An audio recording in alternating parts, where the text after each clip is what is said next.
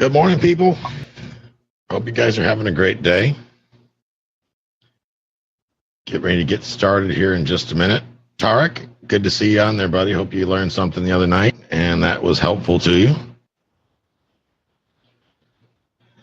Let's see here. A little bit of housekeeping. If you look on the bottom, if you have not opened up the chat, you'll see a little chat icon. If you want to talk amongst yourselves or whatnot, you can use that chat function. If you have questions, there's two different ways you can ask questions. You can either use the Q&A button at the bottom, and you click on that. It'll open up a Q&A, and then you can ask your question, and I can then click on it when I'm getting ready to answer it, or when Sean, the attorney, gets on here. He'll be here at 9:15. When he gets on, he'll be able to answer those questions as well. So that's one way of doing it. Second way of doing it is you can put your hand up or say in the chat that you want to be a panelist, in which case I can promote you to panelist, and then we can turn on your audio and video, and we can hear you and see you, or we can turn on just your audio if you don't want people to see you. Like, ladies, if your hair is not done or whatnot, then we can work around that. Not a problem. So first of all, if you guys can hear me okay, just put a 1 in the chat so I know that you can hear me okay. Sound is good. The video is good. Good. Okay. So we always got some late stragglers, and that's fine. But the sad fact is they're going to miss stuff unless they're registered, and then they can go back and watch the recordings. So for those of you that don't know me, my name is Tyler Sheff. I am the host of the CashFlowGuys Podcast. I'm also a licensed real estate agent, and I'm a syndicator here in the Tampa Bay area and Memphis, Tennessee. And basically what that means is I teach people how to invest in real estate for passive income or long-term wealth. What I don't do is get rich quick. What I don't do is guru classes and $50,000 boot camps. Not a big believer in that. I am a big believer in education, but I don't believe it should cost $50,000 to learn how to buy a $50,000 house. What I've done is, because although I've been in the business 18 years in total, I've surrounded myself with people that have a lot more experience than I do, that have a lot more information and done a lot more deals than I have. And I have leveraged the courses and materials that they put out, and I offer those to my listeners. These are things that are usually not offered online, because a lot of these guys that are out that have been teaching for 30 plus years, they don't have an online presence. That is in part why we started CashFlowGuys.com, is to eventually get these guys and their information out to the mainstream. Again, not the schmarmy guru garbage. It's good, actionable information. A couple people on the call, Josh, Beth, have taken, Debbie from Charlotte, have taken, like Larry Harbolt, for example, taken his training, got a lot of information out of it. Here's the thing, guys, with real estate education, it's as good as it can be, provided you apply it. In other words, if you don't apply what you've learned, then you can't blame the person teaching. You can only blame yourself. Now, getting into stuff online, I've learned a lot of things, made a lot of mistakes, and learned a lot of different things. And what I think I've figured out, and you're right, Josh, implementation. And Josh, I got to tell you, brother, I am proud of the action you are taking. Josh is one of these guys that has a kick-ass, take names attitude. He gets it done. He gets out there and gets it done. I told him to do a mailing in the Tampa Bay area for multifamily properties. He did it. What happened? His phone blew up. No, he has created himself new problems. That's exactly what I'm talking about. And that's what I want to see, guys. This is why I'm doing this. Josh is one of the reasons why I'm doing this, because Josh is going to be a very wealthy man very, very soon, because he's taking action. He's taking the things that I've taught him and that other people have taught him, and he's applying them. And that's the key. When you apply these things, you'll get out there and crush it. I'm a believer in abundance. I believe in the abundance mentality. That means there's plenty of opportunity out there for everybody. Josh and I exist in the same market. Heck, we can even do deals together if need be. And he shares that mindset. He also has the abundance mindset. It's because of that abundance mindset that will help him be very successful. There are others that in the world that do not have an abundance mindset. They have a scarcity mindset. And what that means is that they don't feel there's enough opportunity for everybody. So they have to do whatever they can do to glom onto it for themselves. That's unfortunate that is that way, but unfortunately, that is the reality. Not a whole lot we can do about that beyond my control, but we hope you understand that there is a better way of doing things. You just got to take the time and do the work, and if you do part of the reason why I'm doing this is I firmly believe, and one of the things my mentor taught me is that if I give to the marketplace, like I'm right now, if I give to the marketplace will give back to me, and it has tenfold. Those of you that have known me for a long time know that I too am learning every single day. I've been doing this for 18 years, and I far from know it all. That's for sure. I know this much as compared to what's able to be known, what's out there. So I know that when you're starting out and you're learning, it's frustrating sometimes. I know that it can be overwhelming, and you're trying to figure out if I could just get this first deal. And I know you're probably not going to believe me when I say this, but I'm going to say it anyway. What I need you to do is be less focused on the deal and more focused on the relationships.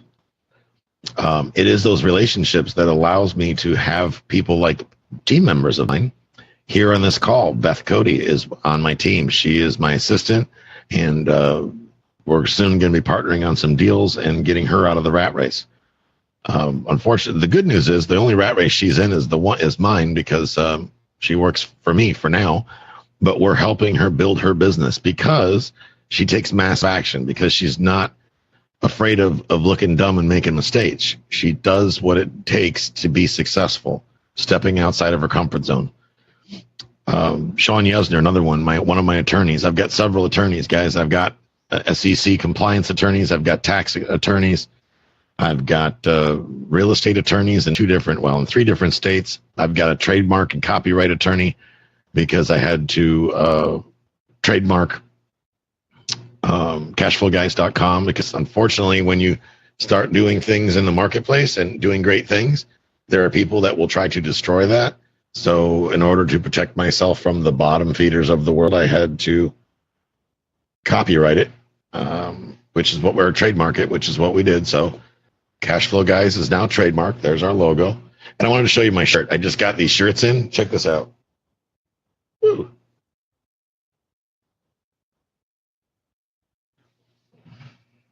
Underestimate me. That'll be fun. I believe that. Underestimate me. That'll be fun. And that's happened. People underestimate the power of the mind, and more importantly, the mindset, and what you can do and what you can accomplish if you truly put your mind to it. If you focus on giving to people, helping people, when you're out there as a real estate investor, if that's your focus,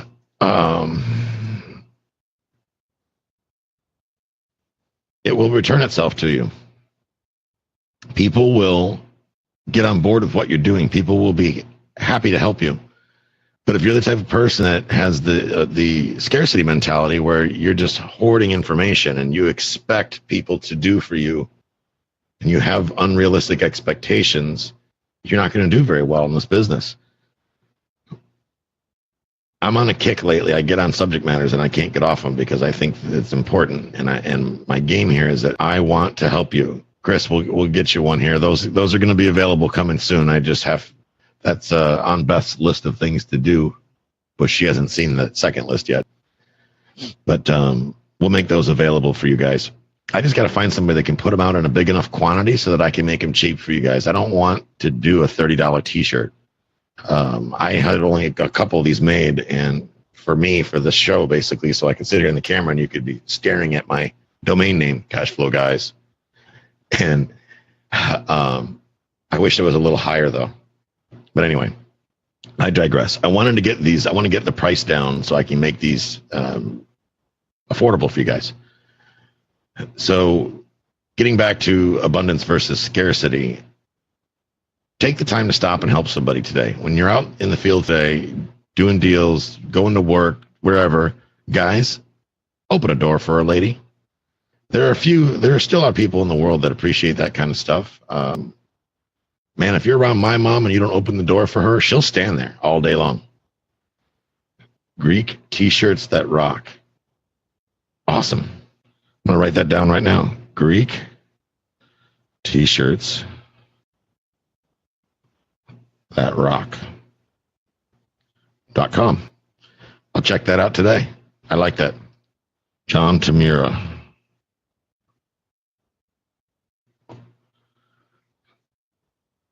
All right. So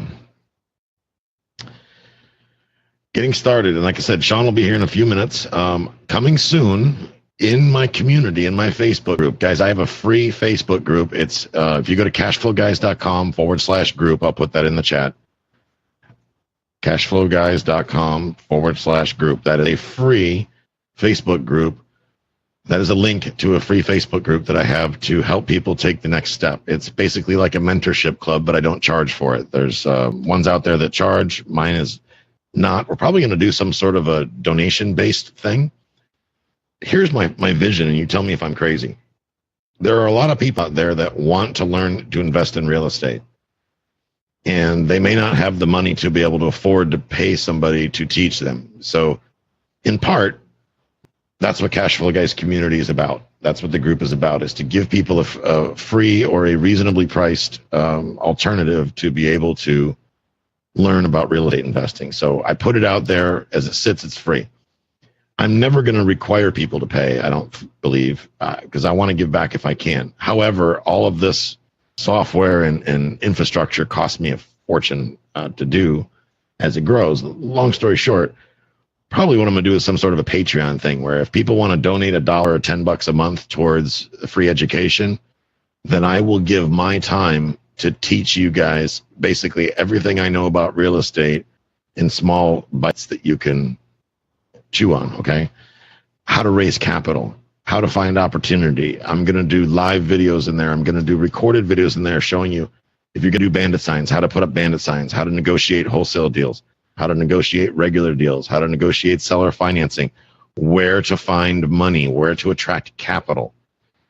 And if I can get somebody to agree to be recorded, I may even do a situation to where I can record some of my interviews with investors so that you can hear me raise capital live. Now, that's going to take a little bit of work on my side because not everybody wants I ask a lot of deep and probing questions to my investors to understand them better, to fully understand what their needs are. Because if I don't understand what their needs are, then I'm going to have a difficult time addressing them.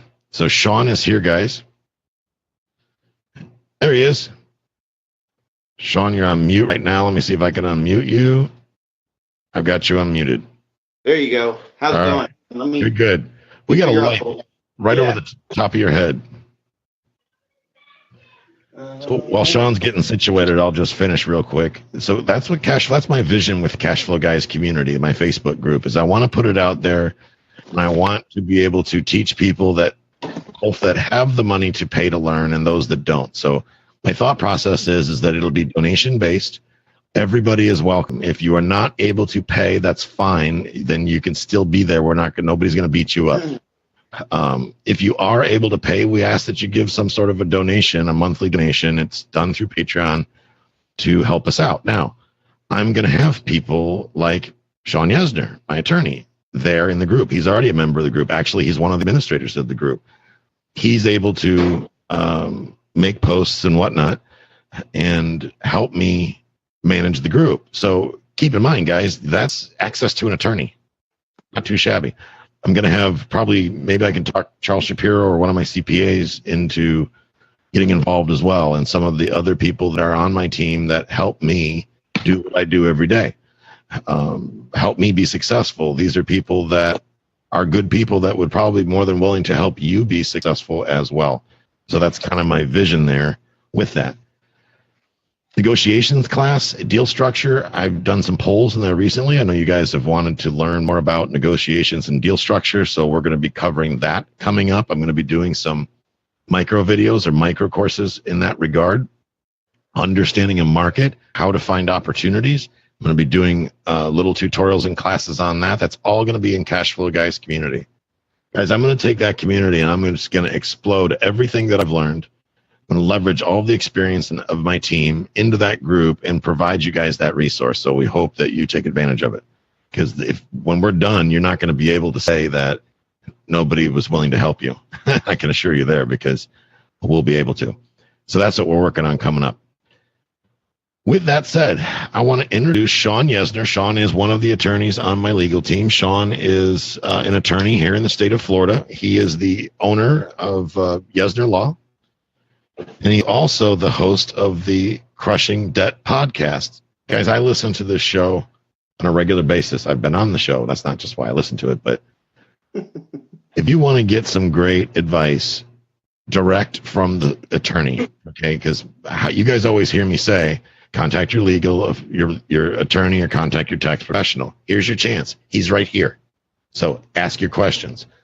That said, if you listen to his podcast, you're going to pick up all kinds of nuggets of information, all kinds of legal questions that you need answered. And a reminder for those of you that just joined us here live on Zoom, you can raise your hand if you want to be a panelist, and we'll add you to your video and audio. We'll add you up here on the screen so that people can see you and hear you and whatnot if you want to do that. So this can be the exact same format as a normal Zoom if you need be. And if you have questions down in the Q&A, ask questions down in the Q&A. We've got a couple questions to get started. I wonder if Lance has made it here yet. Can everyone hear me, by the way? I hear you, so I'm hoping they can. Okay, good. All right. Yes, Shawn Yesner. Let me type it in. Shawn.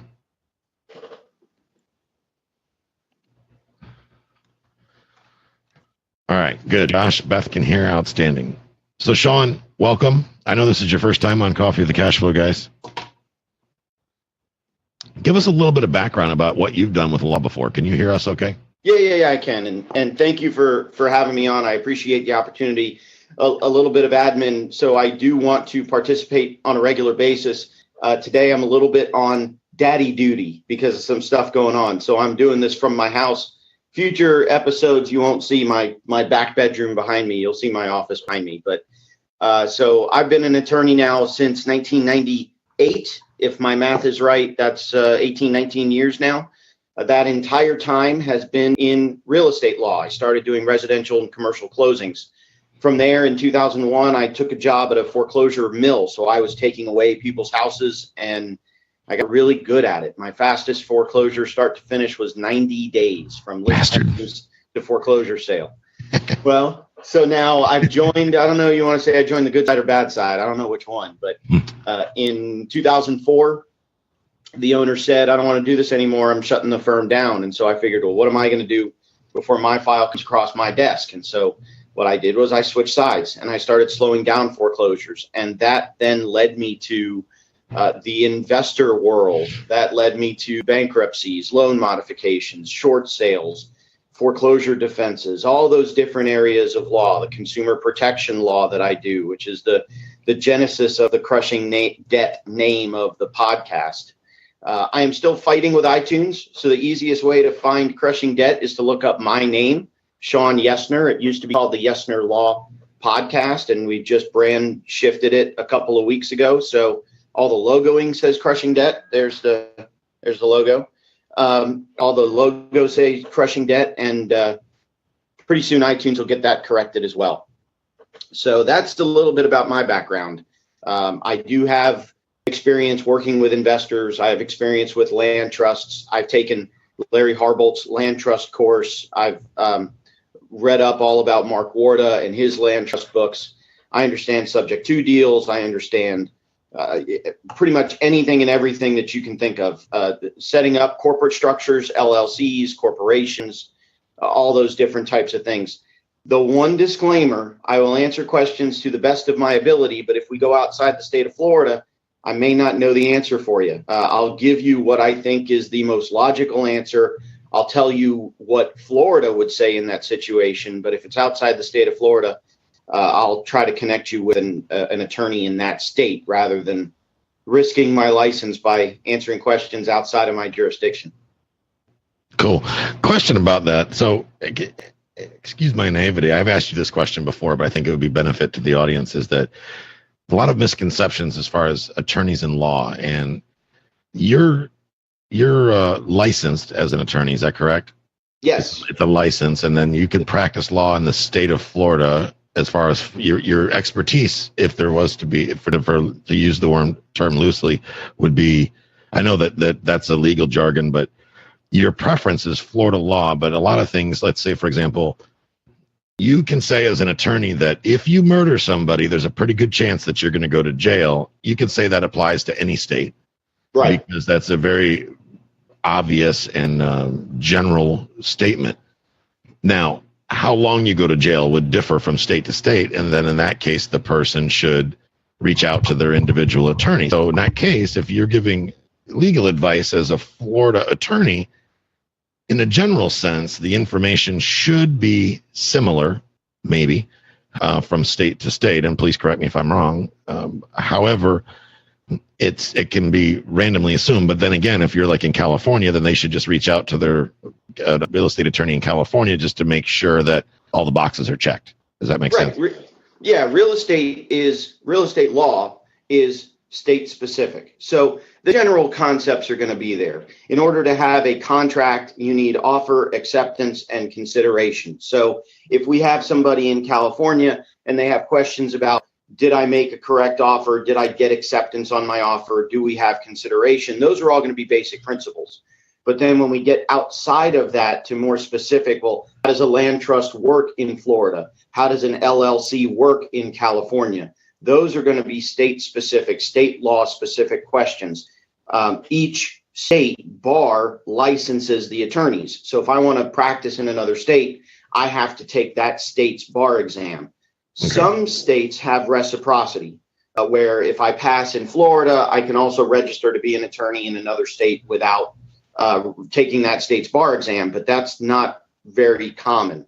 So the other thing is with bankruptcy court. Bankruptcy is federal court, and so I also had to be licensed in federal court in Florida. So now I can also practice in any federal court in the state of Florida. And then there's also, if I want to do appeals, I have to register with the specific appellate court where I'm going to do the appeal. If I want to argue all the way up to the Supreme Court, I have to get licensed in the Supreme Court to argue in front of them. So there's all kinds of different levels, but basically any question under Florida law, any question under Florida law as it applies in the federal system, all of those I can answer. When we venture outside the state of Florida, I'll use my best educated guess. Cool. So guys, this is the importance and the value of a team. And I talk about this on a regular basis, having a team in place. Now, I don't have to send a check to Yesner Law every week because I only have to pay Yesner Law when I hire Yesner Law to do a specific task. So having an attorney on your team doesn't necessarily mean that you're shelling out $50,000 a year in legal fees. What it means is you have developed a relationship. You know the attorney. They know you. You've taken the time to sit down and explain your business processes to them, seek their advice. They understand what you're doing so that when you call next time, it shortens the learning curve, so to speak. You've established that rapport, that relationship, whether it be tax or legal, whatever. It's important for you initially when you're getting started in real estate investing to go sit down and talk to a real estate attorney, get an idea. Even if you have to, you pay for a consultation, sit down, spend an hour or two with the attorney, let him explain to them what you're up to so that you can get some general advice from them and they can help kind of guide you, because that's what they're there for. I mean, they're there to help guide you. So things like, if you take advice from me on what contract to use, what you're going to hear from me is I recommend the state contract because it's the one contract that everybody can essentially agree on the most. It's written by the Florida Bar, and it's basically a collaboration between the Florida Bar and the Florida Association of Realtors. That's what they call it, FAR Bar. But an attorney may want to tweak it a little bit for your particular needs. So take whatever document you're going to use as a framework, pick up the phone, and you call somebody like Shawn and say, hey, can you help me tweak this? Anything you want to add to that, Shawn, before we get cracking on questions?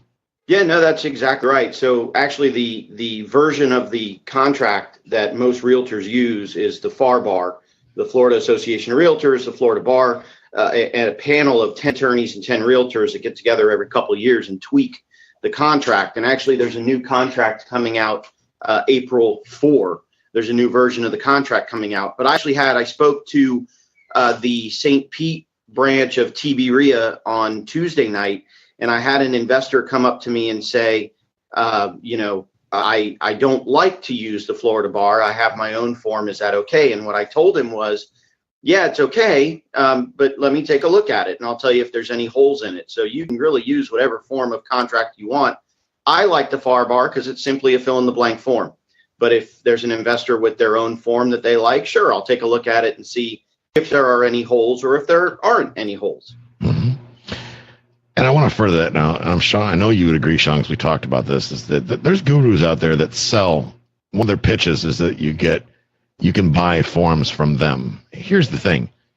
If that guru's out in California, and let's say he even had an attorney present those forms, that's that one attorney's opinion of the law based on the state of California. So if you're an investor out in Idaho, you're basically paying hundreds or thousands of dollars for the template that you're still going to have to take to your Idaho attorney to have them review. And number two is that you should make sure that you understand the contracts that you're signing. Don't let the attorney write it so complicated that you and not explain it to you. You need to understand what you're signing. So, anything you want to add on that? Then I'll get started on questions here. No, that was perfect. I completely agree. This is from Lance. Lance, I appreciate you and I want to do a shout out to Lance while we're here. I did to Josh earlier, but Lance is a buddy of ours. We met Lance last year. Or maybe it was this year. I don't know. Time flies. Anyway, Lance has been coming to our events here in the Tampa Bay area for quite a while. I'm loving to watch him learn. Lance is one of the reasons why we do what we do. Watching Lance grow and learn, and more importantly, he's out there like Josh. He's taking action. He's getting it done. He's meeting, shaking hands. He's meeting investors. He's going to be raising capital soon. I can almost guarantee it. And he's willing to do the work, guys. He's willing to do the work. So Lance asked, if I've been renting annually, but I want to change my rental to an Airbnb, a seasonal or a vacation rental, what sort of important legal aspects should be realized before making the leap? I think from a legal perspective, the first thing that I would do is double check, are you in an association, a homeowners association, a condo association that may have restrictions against shorter term rentals? Some condo and homeowner associations say if you're going to rent, it has to be for a minimum X period of time. The other thing that I would double check is the particular city or county, the government agency that oversees, because that government agency may have, the county may have some type of restrictions against an Airbnb or something like that. The only other thing that I think I would look into is insurance. Does insurance change because you're going from an annual rental to more of a seasonal of an Airbnb? You know, is there a difference there because of the type of rental that it is? Probably not, but can't hurt to ask the insurance agent that question. Outside of that, it's your property. If you want to rent it out seasonally, go for it. Rent out seasonally. Now, we've heard that, I'll wait till he comes back, but Airbnb is something that I pay attention to anytime I hear a question about that. As far as the restrictions for the municipalities, Sean, that's something that I want to talk to you about later as a task item, because we have that issue here in the Tampa Bay area where some municipalities are giving people grief about it. And it's been my experience, what I've found, because I've been doing some digging, is that it really boils down to they haven't figured out how to tax it appropriately. Now, the state is getting their tax, right? But the individual municipalities are having a hard time getting the tax out of the state because they're not putting the effort in to figure it out. Those that have loosened the restrictions because they find that it's a great source of jobs for the community, number one. Two, it's a huge boost to the tax base, and it puts out, turns very nice properties and attracts people that are spending money. So there's a lot of ups, definitely, about that.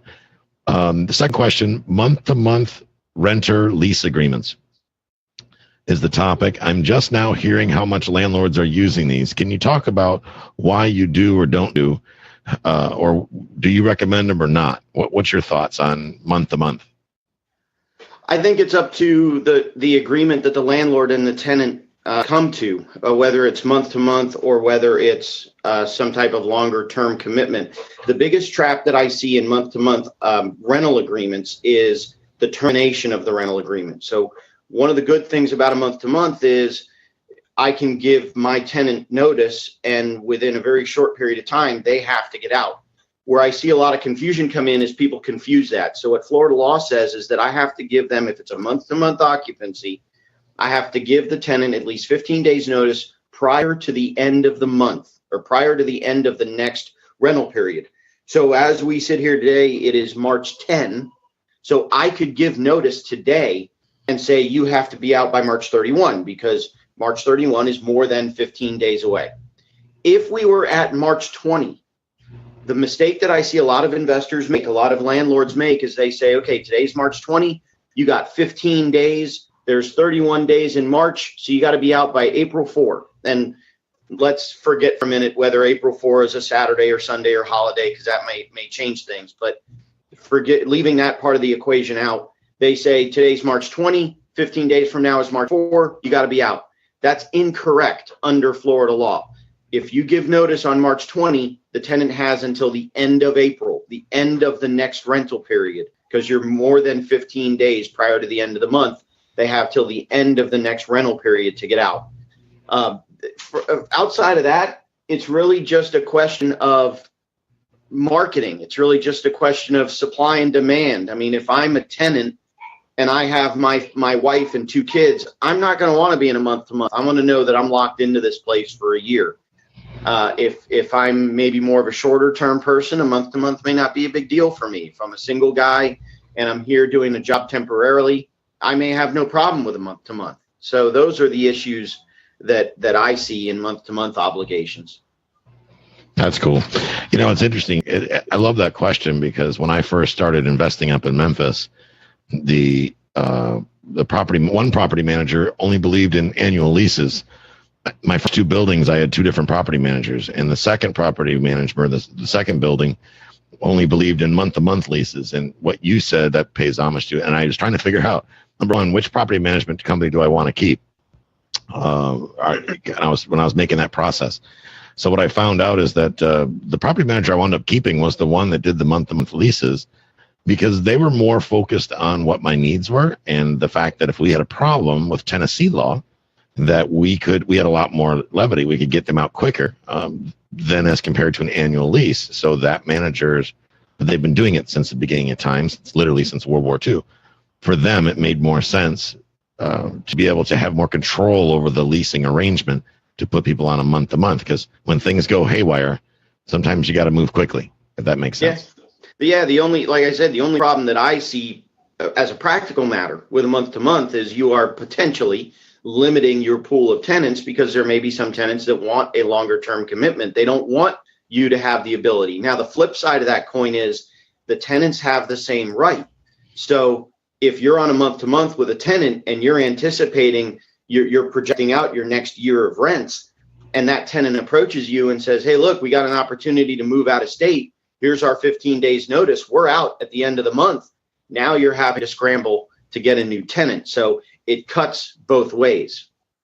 That's cool. Let's see here.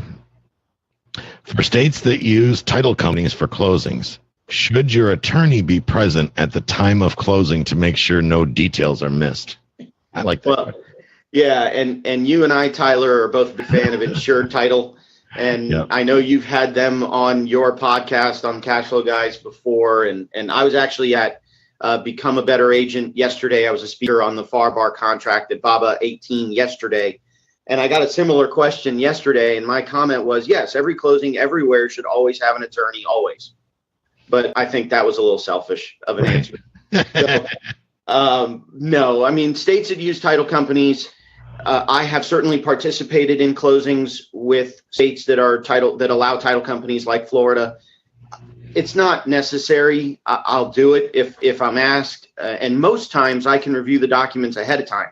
And if I can review the documents ahead of time, and then I can tell the buyer or seller, whoever it is, yes, I've reviewed the documents. Everything looks good. Go ahead and close.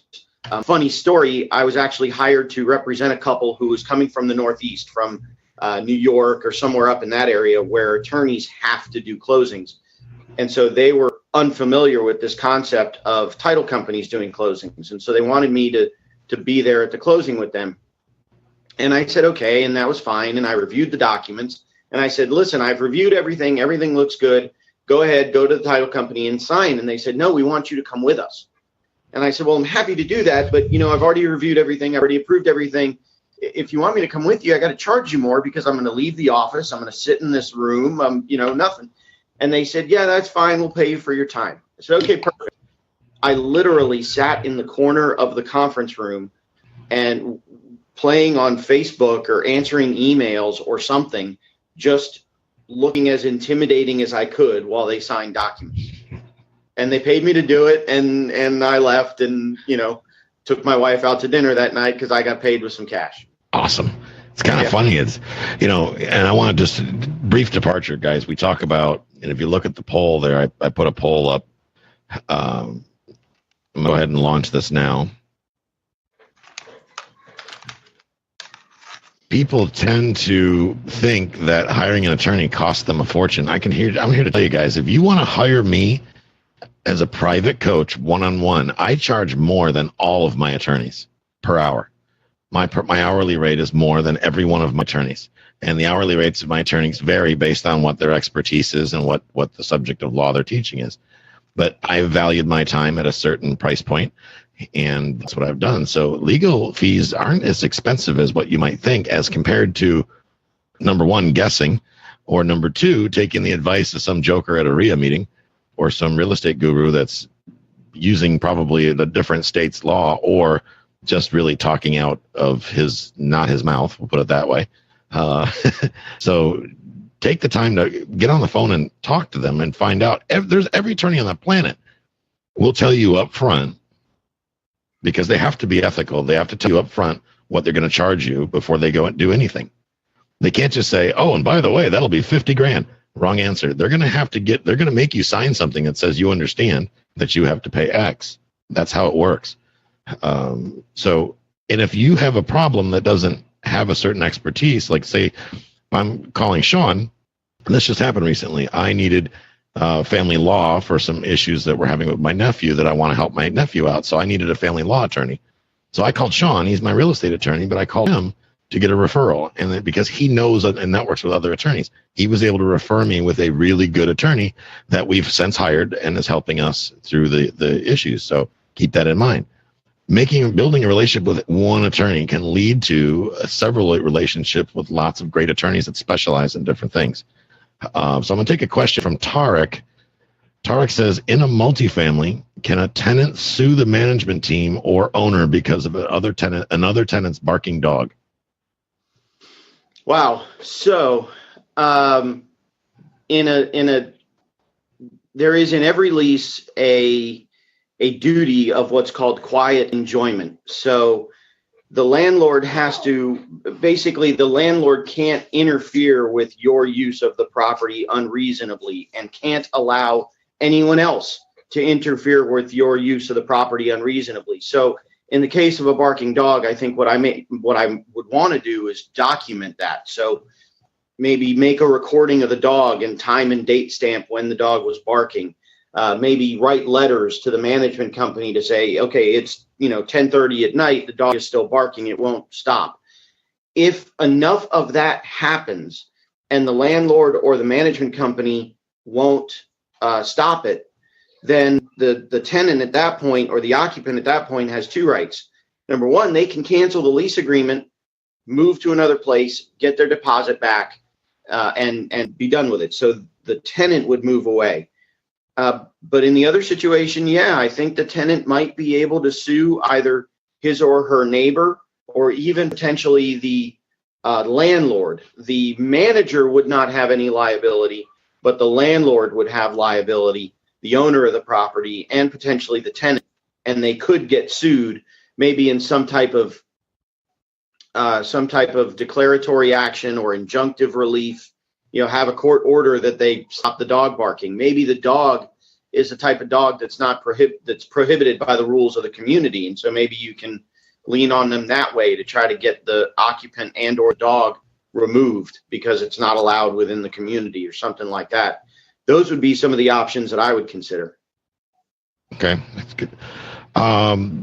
Question about land trusts. And guys, we'll hit this question for sure. Just to let you know, Larry Harbolt has a land trust course coming up in the Tampa market for April 9th, 8th, 9th, and 10th. April 8th, 9th, and 10th. And you will see attorneys in that. I think, Shawn, you may try to make it this time. I'm going to try. Yeah, I may be on daddy duty, which ironically, that's why I'm working from home right now, because I'm on daddy duty. And you may see my Tyler come wandering into the screen every once in a while. See, there you go. But yeah, I'm trying to coordinate with my wife now to make sure I'm there for at least a portion of it. But as far as land trust, I'll post the link in there. It's $397 for one person and $797 for two, or $799 for two. So if you're interested in learning, really taking your land trust to the next level, then absolutely. But so Tarek asks, are there any disadvantages in land trusts that you can think of off the top of your head? No disadvantages that I can think of. I like land trusts. I typically try to steer the investors based on their own personality, either into a land trust or into an LLC, or sometimes we get complicated and do both. I guess one drawback of a land trust is in my experience, it's one trust per property. So where an LLC, you have the ability to manage multiple properties within a single LLC, and that's up to your risk tolerance level. Do you want 5 properties in an LLC, 10 properties, 1 property? The land trust is limited to 1 per. You know, the 123 Main Street Land Trust, and then the 456 Elm Street Land Trust. That's 2 separate properties. Outside of that, no, I think land trusts are a good idea for people that want to invest. One misconception people have in a land trust: it's hard to borrow money from a bank if you're in a land trust. Sometimes it's a little difficult to get insurance on the property if you're in a land trust. So what a lot of people do is they either pick the wrong bank, pick the wrong insurance agent. And so what they'll do is they'll take the property in their name individually, take out the loan, take out the insurance, and then flip it into a land trust.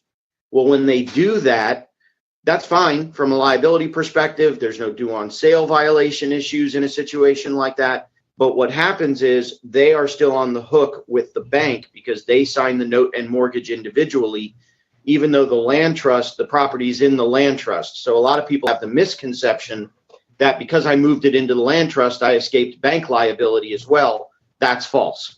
That's probably one of the only drawbacks. Outside of that, yeah, I promote using land trusts. I think Larry's got a great course on land trusts, and yeah, I would always suggest a land trust to investors if that's what they're comfortable with. That's cool. Guys, I'm going to put that link in the chat right now. If you want to learn more about land trusts, you can go back on some of my previous episodes. Go on my website, though, cashflowguys.com/podcast. We'll take you to my podcast page. Go back to episode 20, 25, something like that. I've got some episodes with Larry Harbolt talking about land trusts specifically. Some great information on there. Larry's coming to the studio today. We might do another episode on land trusts just as kind of a refresher, but click that link. There's a full explanation of everything that goes on about land trusts. Click through it and then read everything that's in there. There's a lot of information, a lot of good information, and Larry put it together. Chevelle asks, and Shawn, I'll take this question, but if you don't mind, but I know that you guys aren't accountants, but do you have to collect and pay sales tax with month-to-month rentals, even if they end up being long-term renters? Now, when you say month-to-month rentals, Chevelle, are you talking about like a vacation rental type place, or are you talking about in general? What I do is I have a service that collects all the appropriate taxes for me in my rentals. I've learned of them through Airbnb, and the name escapes me at the moment, but basically they do all my tax prep for me. Since I've got vacation rentals, I'm getting my second ones coming online next week, and I'm getting ready to add. My goal is I'm going to have 30 of them by the end of the year. My goal is 30 Airbnb, and I want to be around $150,000 a month in passive income off my Airbnbs that are my vacation rentals. That's my goal. I'm going to get there. I guarantee you I'm going to get there. This is a powerful strategy I'll be talking about in months coming. And I'm going to record you guys. I'm going to record me doing this process so I can document it. And then you guys will be able to take advantage of that. If you're a member of CashFlow Guys community, cashflowguys.com/group. That's where all the information is going to be housed. All of my stuff is going to be right there. So, Chevelle, you hire one of those services and they will do it for you. And she says, in general, this is a follow-up to Lance's question about why someone would do a month-to-month lease versus a year. I don't think you're going to get tax advice out of Shawn, because even though his dad's a CPA, he's an attorney and he's not going to give you any tax advice. He's going to tell you to reach out to your tax professional. Now, Chevelle, for you, since you're in our market, look up Charles Shapiro. He's a great guy. You'll be able to reach out to him. He can give you a more specific answer. I don't want to guess on the specificity of that. I know Shawn's not going to. So reach out to Charles Shapiro, make an appointment with him. You being a realtor, really, Charles should be doing your taxes anyway. He'll help you get an entity set up. So when those commissions start rolling in, he's going to help you mitigate the taxes on that. So sit down with him and talk to him about tax planning. Help him develop a plan for you that will take you to the next level. So you actually were a CPA. Well, then you should know the answer to that question. My goodness, you still should talk to Charles, because your time is better spent doing deals, not doing taxes. There's a reason why you used to be a CPA and you're not anymore. So that said, Chris asks, I have a tenant that signed a 2-year rental contract I did via LegalZoom. Oh, I'm not even an attorney, and that makes me shudder. Yeah. Based on a previous CashFlow Guys podcast I listened to, you can get burned using the site. Oh, see, at least I know you're listening. Is there a way to possibly amend the contract or confirm that we don't get burned? That's all you there, Shawn. Yeah. Any contract can be amended. The trick is that both parties have to agree to the amendment. The thing that I would look out for with a lease more than 12 months, so a 2-year lease agreement. Florida law says any lease over 12 months has to be signed before 2 witnesses. So make sure that your lease has 2 witnesses that have signed it. If it doesn't, then I would maybe go back to the tenant right now with 2 witnesses and say, hey, look, just a formality, want to make sure we get these 2 witnesses to sign up. But outside of that, yeah, if the other side agrees, if the tenant agrees, you can always amend the lease agreement. If the tenant does not agree, then unfortunately you're stuck for 2 years. And when the renewal comes up, 22 months from now, you present them with a brand new lease and say, here's the new terms of the lease for the next term. And if you don't agree, then you've got 60 days, 90 days, 30 days, whatever the lease calls for, to find another place to live. That's cool. Chris, I'm going to add you as a panelist so you can ask that next question, because I know we're probably going to need a little more information on that. If that's all right with you. Okay. Yes, does another family member count? Yeah. Let me unmute you. Hang on one second. How you doing, Chris? Hey, how's it going? Good, man. Can you elaborate on that? Does another family member count? Yeah, I had my dad. Basically, he was the owner of the property. I was there to witness, and so was my mom. And the tenant was able to review the lease. They pretty much didn't have any problem with it, and they just went ahead and signed it. Okay, so did your mom and dad sign as witnesses, or did you and your mom sign as witnesses? I signed as witness. I mean, my mom was there physically to witness the signature as well. Is the tenant related to any of you? No. Okay. I think what Florida law says is disinterested witnesses. So what I wonder is, if it's your dad's property and you and your mom are the witnesses, you're certainly disinterested as to the tenant. Are you disinterested as to the landlord? So I think the better practice would be just to have, do it maybe at a title company. If you use a title company regularly, I don't think they would care that you came in and used their conference room to have witnesses. Certainly, if you want to come in and use my office and we've got disinterested witnesses, you can do it that way. Florida law says disinterested witnesses. So as to the tenant, you're fine. As to your dad, you may not be, because you and your mom are not disinterested witnesses. Other than that, if, like I said, once the contract's up for renewal, then you make changes. If there is no, or if the tenant agrees midterm, you can make changes to it. And sometimes maybe you might want to give them incentive.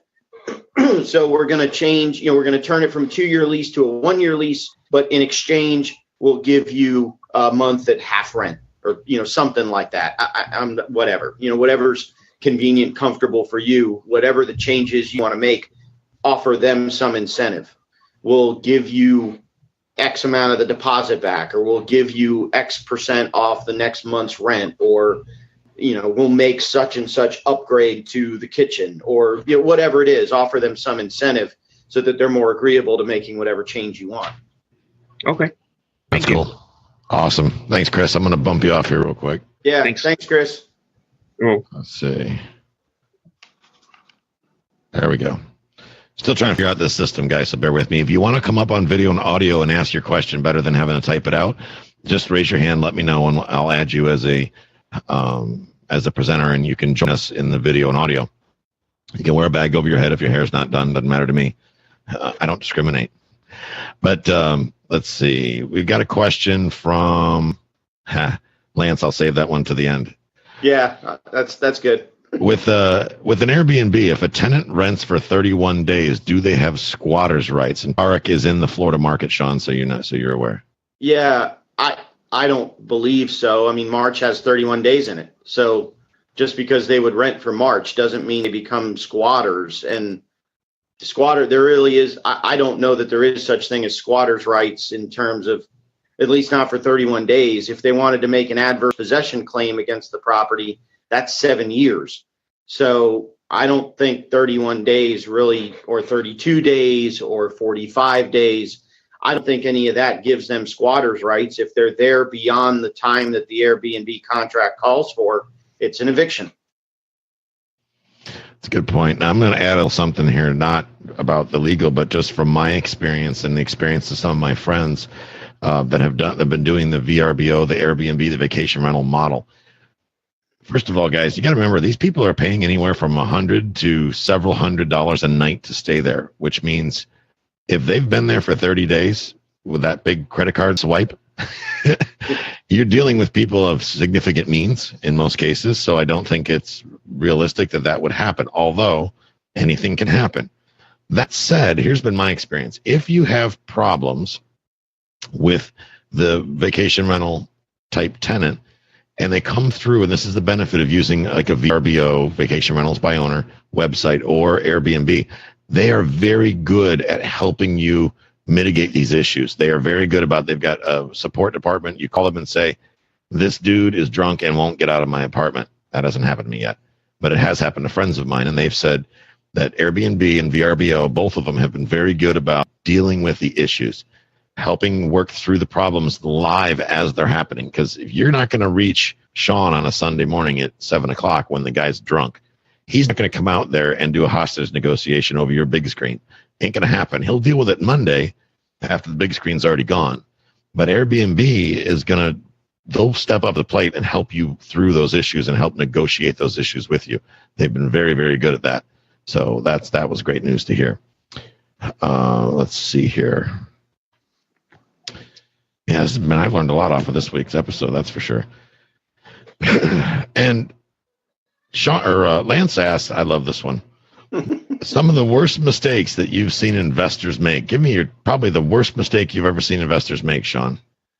The biggest mistake that I've seen investors make, I think, is with subject twos. And they can potentially, and I believe you did a show about this, and I think even maybe Larry did a show about this, a podcast episode about this as well.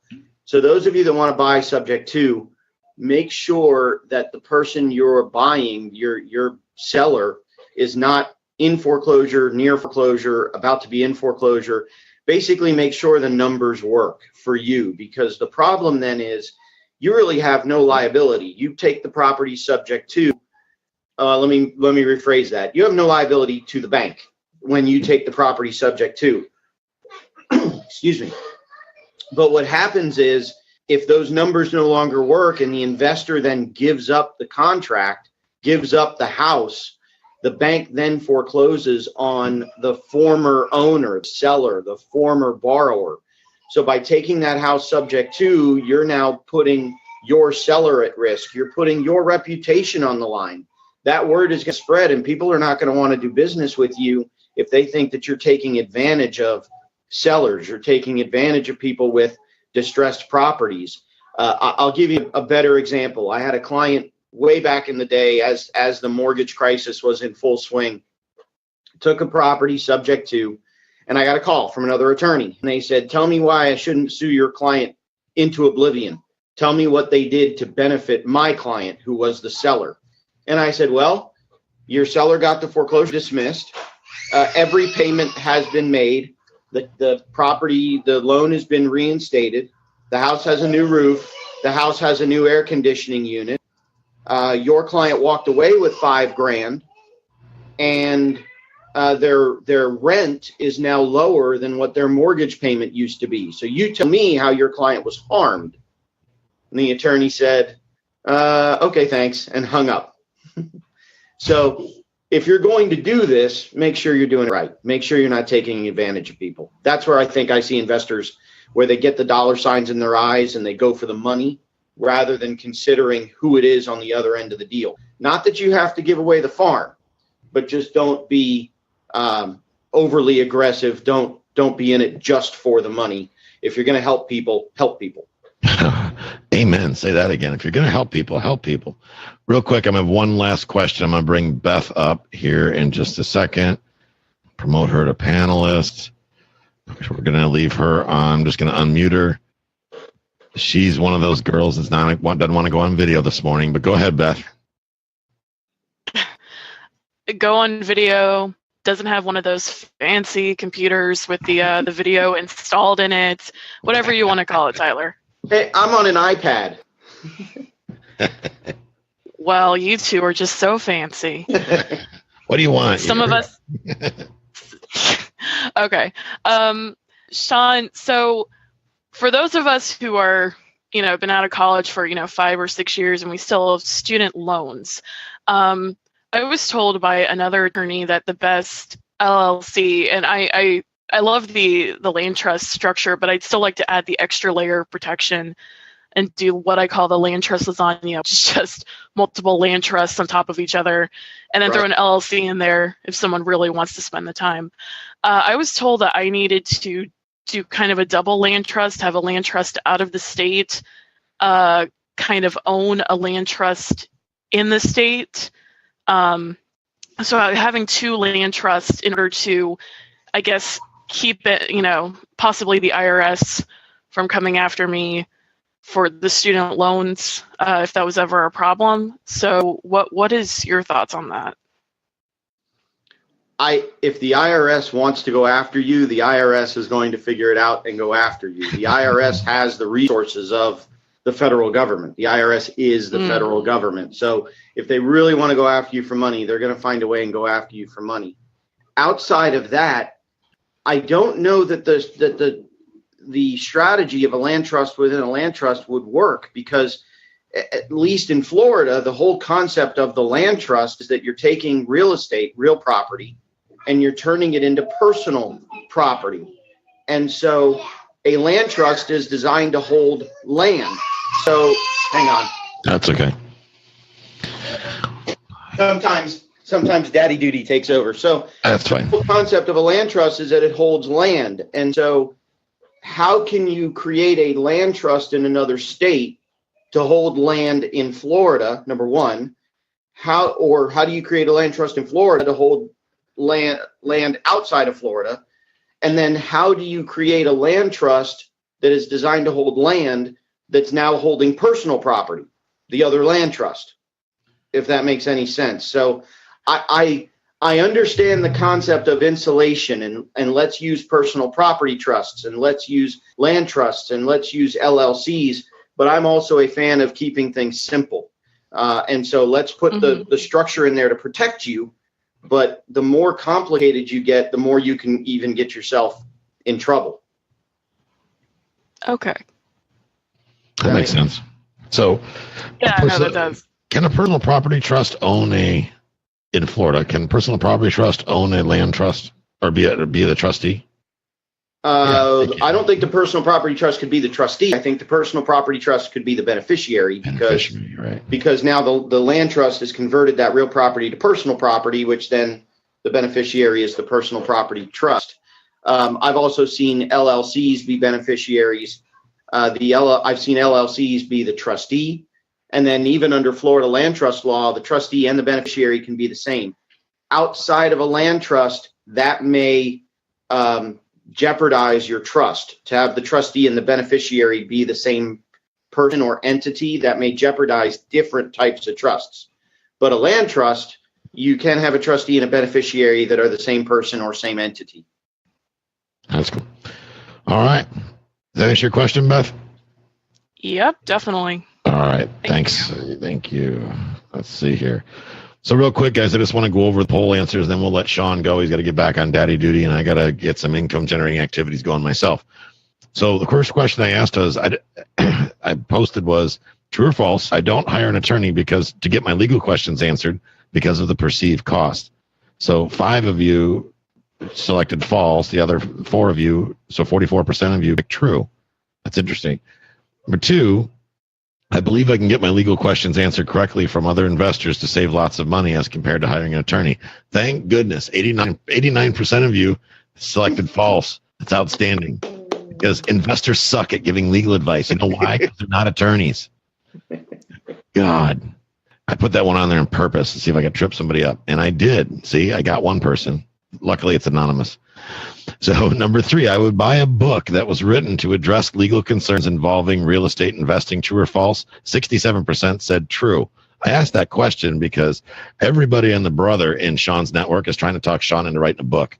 And there's proof, Shawn, that 67% of the people in this call think that you need to write a book. Well, and I will put it out there. I'll make it public so that everyone can hold me accountable. The working title of the book, ironically, is Crushing Debt.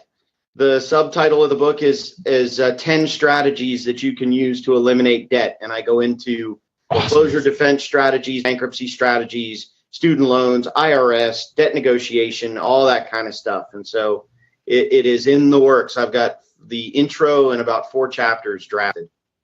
And I'll further that, and that's what I love. So we're bringing Shawn, his podcast, into our network, and you're gonna start seeing CashFlow Guys publicizing his podcast to get more people, because I'm doing this because we believe in the information that he's putting out there, and we want more people to learn about it.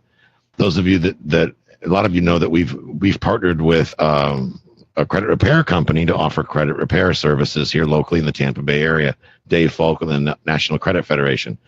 If you go to cashflowguys.com/credit repair, if you've got credit issues or you know somebody that has credit issues and you want them, they need help getting them corrected without a bunch of schmarmy garbage, and actually corrected, these issues worked through, go to cashflowguys.com/credit repair. This is the very same company that Shawn refers people to as well. I've become a director with them to help a lot of my clients get their credit squared away so that they can buy investment property or they can buy themselves a house. So that is available to you guys, and I will put that in the chat. It's cashflowguys.com/ can't speak this morning, or can't type this morning, credit repair. So I've got Larry Hardbolt coming to the studio today, guys. If you've got time, I'm going to be streaming it live in CashFlow Guys in the community. So that will be streamed live in the community. So watch that or watch the recordings if you're not able to watch it today. Josh asked, last question, then we got to let Shawn go. With regards to crushing debt, the only non-collateralized debt that my family has is student loans and IRS back owed taxes. In your experience, are there any ways to drastically reduce those liabilities, such as offering compromise? And do you represent folks to do this? That's a great question, Josh. Yeah, that is a fantastic question. So 2 answers.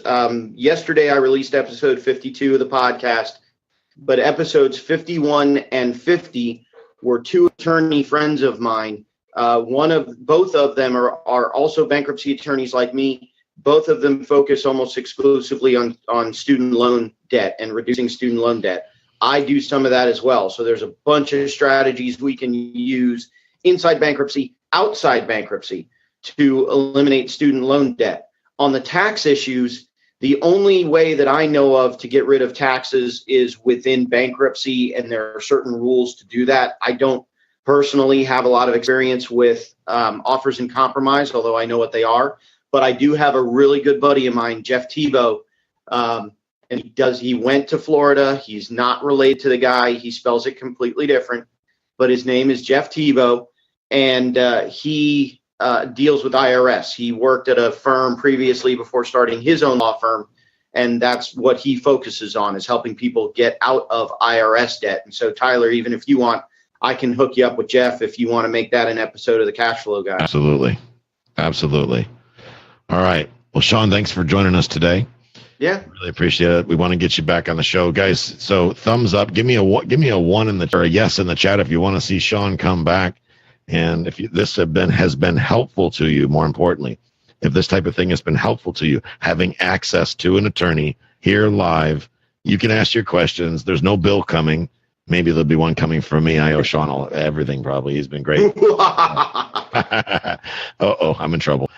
But seriously, guys, this is what CashFlow Guys community is all about. This is what the Facebook group is going to be all about. So if you find value, tell a friend. CashFlowGuys.com/group. Tell a buddy. You go to a RIA meeting, tell somebody, hey, man, you may want to join this group, because they're literally giving away this information. There's no guru course behind it. There's no schmarmy garbage. Nothing.